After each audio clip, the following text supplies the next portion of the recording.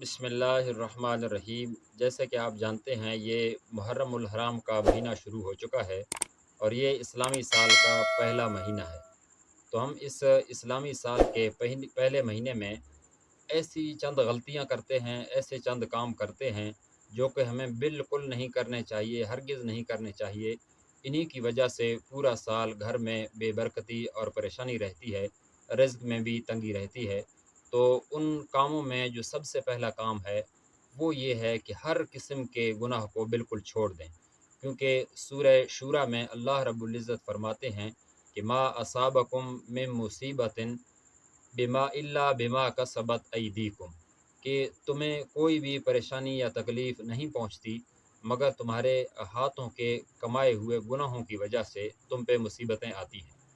और नंबर 2, हम घर में कोई भी काम या बाहर शुरू करें तो उसको बिस्मिल्लाहिर्रहमानिर्रहीम से शुरू करें।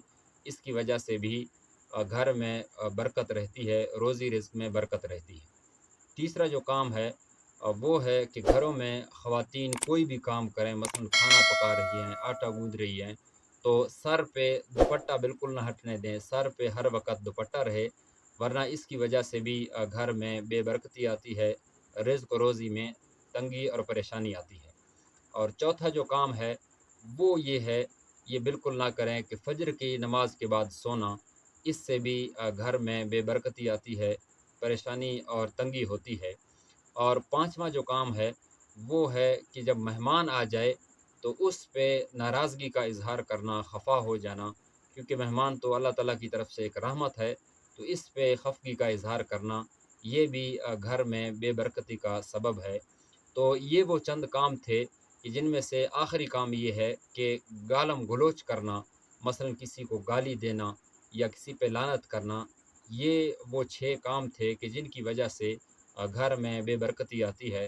तो हमें चाहिए कि हम इस साल के पहले महीने को अगर अच्छे तरीके से गुज़ार लें और इन 6 कामों का तहैया कर लें कि ये 6 काम हमने हरगिज़ नहीं कर रहे, तो इंशाअल्लाहुल अज़ीज़ हमारा पूरा साल रहमतों से, बरकतों से और रिज़्क की फ़राखी से गुज़रेगा। अगर आपको इस मुख्तसर वीडियो क्लिप में ये बात मालूम हो गई कि घर में बेबरकती की वजह क्या है, तो आप हमारे चैनल को सब्सक्राइब करें और इसे आगे शेयर करना बिल्कुल ना भूलें।